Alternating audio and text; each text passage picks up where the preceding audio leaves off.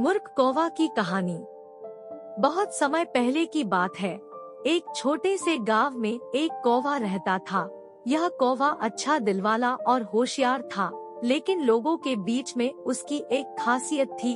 वह बहुत ही बोलचाल करता था और अक्सर बिना सोचे समझे कुछ बोल जाता था। लोग इसे मूर्ख कौवा कहकर हंसी में ढलते रहते थे। एक दिन गांव में एक बड़ा मेला आया। यह मेला गांव वालों के लिए बहुत ही महत्वपूर्ण था, क्योंकि यह एक साल में एक बार होता था और लोग इसका बहुत इंतजार करते थे। मेले में बहुत सारी गतिविधियां थी, जैसे कि नृत्य, संगीत, खेती बाड़ी के प्रदर्शन और कई प्रकार के खेल। मूर्ख कौवा ने सुना कि मेले में एक खूबसूरत खेती बाड़ी का प्रदर्शन होने वाला है और उसमें सबसे अच्छा खेती बाड़ी करने वाले को बड़ा इनाम मिलेगा। इसे सुनकर मूर्ख कौवा ने भी सोचा, मैं भी इसमें हिस्सा लूंगा और इनाम जीतूंगा। मूर्ख कौवा ने मेले के दिन अपनी सबसे अच्छी खेती बाड़ी को लेकर पहुंचा, लेकिन उसका दिल बहुत ही उत्साहित और बिना सोचे समझे ही बोलने का आदी था। वह खेती बाड़ी के सामने पहुंचते ही बोलने लगा, हे दोस्तों, मैं भी इस प्रतियोगिता में हिस्सा लेना चाहता हूँ। लोग देखकर हैरान हो गए कि मूर्ख कौवा भी इसमें शामिल होना चाहता है। एक आदमी ने कहा, तू तो मूर्ख है, यह खेती बाड़ी का काम तेरे बस का नहीं है। मूर्ख कौवा हंसते हुए उत्तर दिया, तुम्हें लगता है मैं नहीं कर सकता? देखो, मैं बहुत होशियार हूँ और मैं इस प्रतियोगिता में जीतूंगा। इस पर लोगों ने हंसी में डाल दिया और कहा, ठीक है, तू भी ले ले हिस्सा, हमें देखने को बहुत मजा आएगा। मेले के दिन सभी खेती बाड़ियाँ अपनी खेती बाड़ी को लेकर पहुँच गयी। खेती बाड़ी में बड़ा दूरबीन लगा हुआ था ताकि लोग देख सके कि कौन सा कौवा कितना अच्छा काम कर रहा है।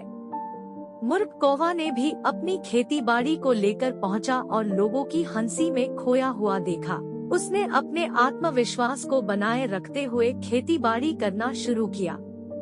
अचानक एक गहरे खाद्य में खुदाई करते समय मूर्ख कौवा ने खुद को बीच में एक बड़े पत्थर के साथ फंसा पाया।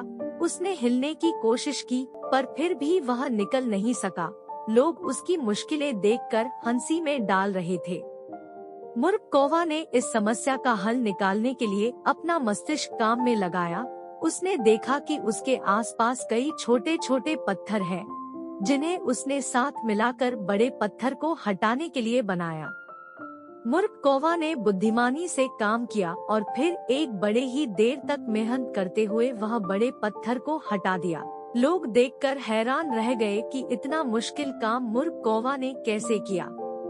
मूर्ख कौवा ने विजय प्राप्त की और उसने सबसे अच्छी खेती बाड़ी का प्रदर्शन किया। लोग हैरान रह गए और उसे जीत के लिए सम्मानित किया। इसके बाद मूर्ख कौवा ने बताया, दोस्तों, होशियारी और मेहनत कभी भी किसी को हारने नहीं देती। मैंने दिखा दिया कि मैं भी किसी भी कार्य में सफल हो सकता हूँ।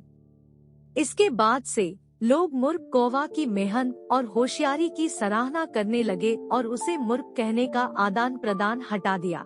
मूर्ख कौवा ने सबको यह सिखाया कि हर कोई किसी के मन में छुपी शक्ति को पहचान सकता है और किसी भी कार्य में सफलता प्राप्त कर सकता है। इस कहानी से हमें यह सीखने को मिलता है कि हर किसी को अपनी क्षमताओं को पहचानने और सही दिशा में लगाने का मौका देना चाहिए, चाहे उनमें कितनी भी बातें हों। कौवा ने गांव वालों को एक महत्वपूर्ण सीख दी, हर किसी को अगर उच्च मानक पर आधारित नहीं किया जाए तो उनमें छुपी चमक और क्षमता का पता नहीं चल सकता। उसकी सफलता ने गांव की भी छवि को बदल दिया। लोग अब मूर्ख कौवा को अधिक समझने लगे और उसे समर्थ, उत्कृष्ट और होशियार मानने लगे।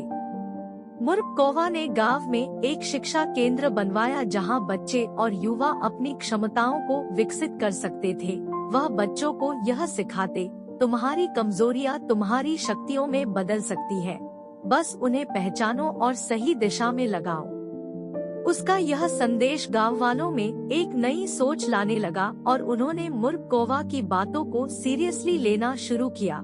गांव की ताजगी और ऊर्जा में वृद्धि हुई और वहां के लोग अपनी कड़ी मेहनत और अद्भुत क्षमताओं के माध्यम से समृद्धि की ओर बढ़ने लगे। इस कहानी से हमें यह सीखने को मिलता है कि हमें किसी को उसकी दिशा में लगाने का मौका देना चाहिए, चाहे उसमें कितनी भी बातें हो। सबको समान मौका मिलना चाहिए और उन्हें उनकी क्षमताओं का सम्मान करना चाहिए। मूर्ख कौवा की यह कहानी हमें यह बताती है कि हमें किसी को मूर्ख मानकर उसे अनदेखा करने का तरीका बदलना चाहिए और हर किसी को उसकी अद्वितीयता और क्षमताओं का सम्मान करना चाहिए।